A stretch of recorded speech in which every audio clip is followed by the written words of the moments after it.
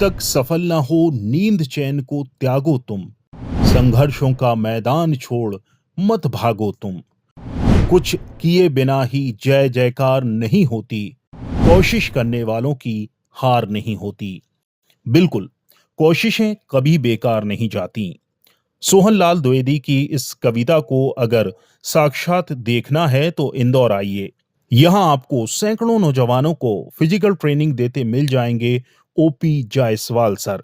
OP Jaiswal sir वो नाम है जो देश और समाज के लिए कुछ कर गुजरने का जज्बा लेकर उनके पास फिजिकल ट्रेनिंग लेने आने वाले युवाओं के लिए द्रोणाचार्य से कम नहीं है।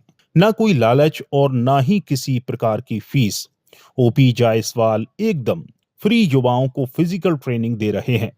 आज उनके अंडर में ट्रेनिंग लेने वाले 1000 से अधिक लड़के लड़कियां विभिन्न विभागों में जॉब कर रहे हैं।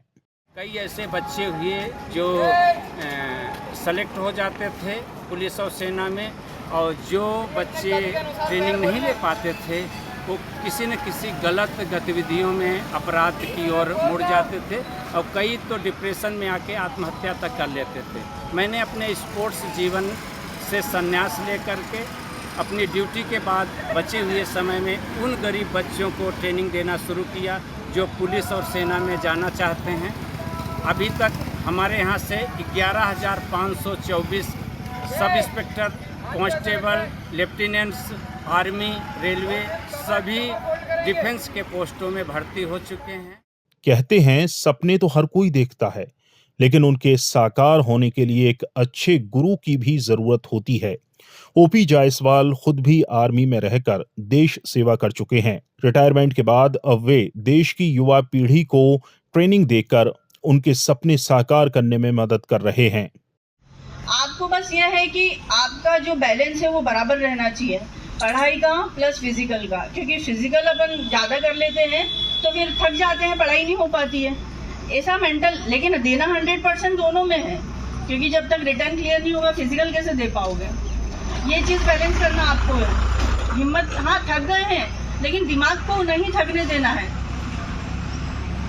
हमारा जो मेरा प्राइवेट जॉब था, मैं एक जिम में जॉब करती थी। सुबह 7 बजे जिम रहता था, सुबह 6 बजे ग्राउंड आके अपना वर्कआउट किया, 7 बजे मेरा टाइम होता था ड्यूटी का।